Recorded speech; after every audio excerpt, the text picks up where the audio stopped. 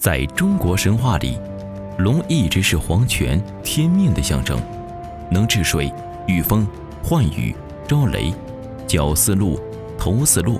爪似鹰，是祥瑞的代表，也是中华民族的图腾。但是，在寒冷的北欧地区，日耳曼人的神话里，龙往往是邪恶、欲望的化身。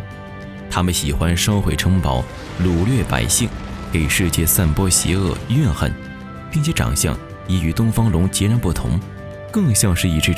长有大蝙蝠翅膀的凶恶巨蜥。老烟斗在很早之前做过东方龙和西方龙的对比视频，今天我们继续这个话题，来盘点一下北欧神话中著名的邪恶巨龙，也同样很有意思。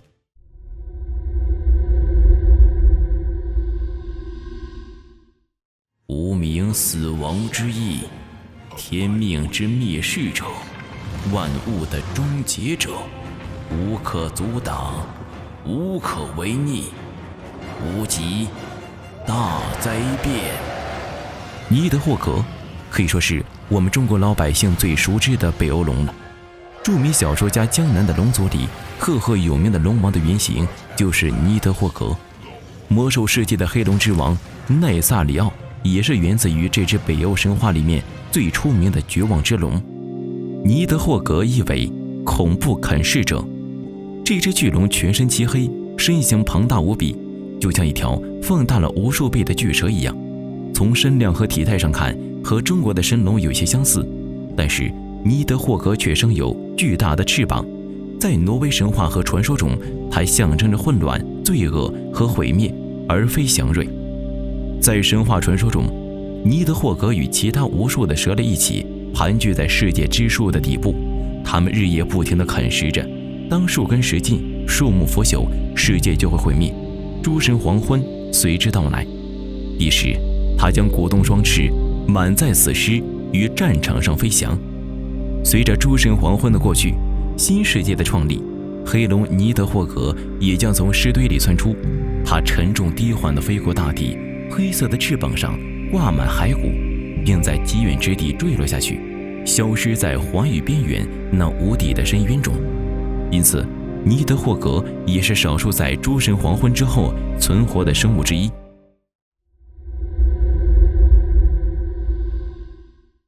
法夫纳是神话中最特殊也最具有代表性的恶龙，它主要出现在埃达及乌尔松格萨加、尼伯龙根的指环、尼伯龙根之歌中。它并不像耶莫加德或是芬里尔这些巨兽一样是神灵的子嗣，也不像尼格霍德一样天生为龙。他的原身只是一个小小的侏儒，遭受了诅咒才变身为龙，追其根源与洛基密切相关。一天，奥丁、洛基和海尼尔出去游玩，洛基发现河里有一只水獭，他顿时恶作剧心起，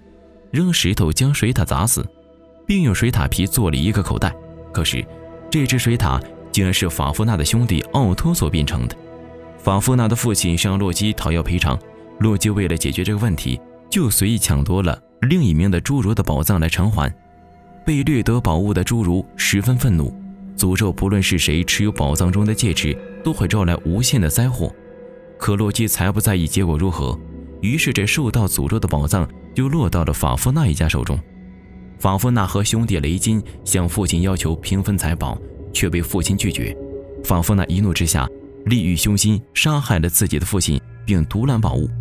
也正是由于他的贪婪，他受到了戒指的诅咒，变成了一条浑身长满鳞片、口中吐出火焰与毒液的恶龙，并且终身守护黄金与指环。故事最后，法夫纳还是被英雄给杀死了，而这恶龙守护宝藏、勇者杀恶龙的故事也渐渐地成为了许多小说以及影视常用的题材。比如《霍比特人》中的史矛革就是参考法夫纳来创作的一条守护宝藏的巨龙，并且同样，史矛革最后也死于图灵英雄齐格弗里德之手。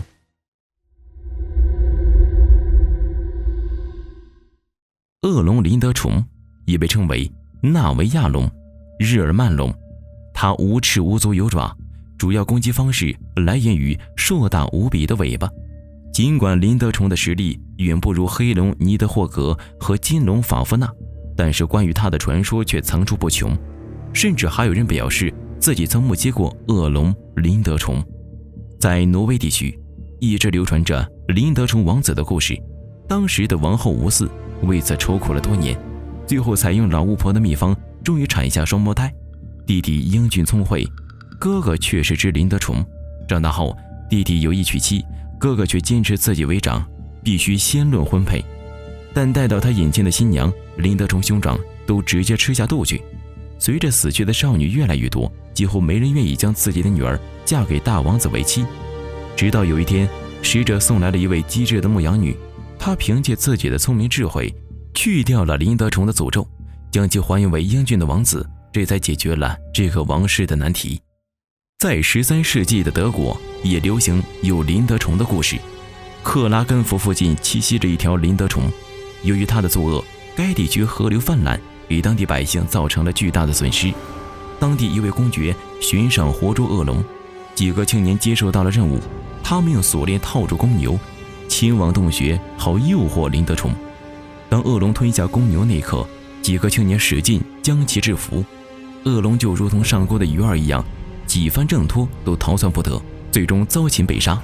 当地的水患也得以解决了。马可波罗也称自己曾在中亚平原目击过林德虫，并这样描绘道：